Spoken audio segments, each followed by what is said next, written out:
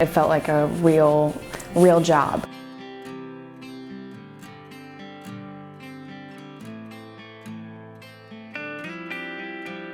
The most important thing I learned from my intern experience is how much AgSouth actually cares about their customers as a whole and how valuable the relationship and being personable is with your customer.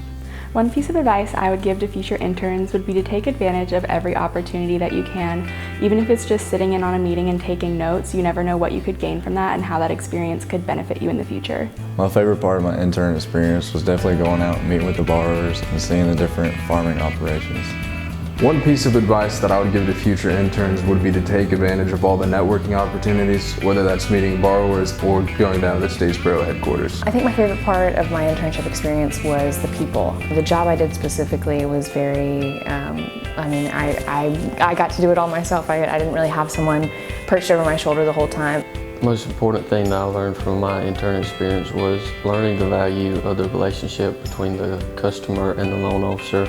It's got to be personal, and they both got to interact and give and take in order to make their relationship work. A piece of advice that I would give to future interns would be to be yourself, be professional, and make sure you take in the experience to its fullest.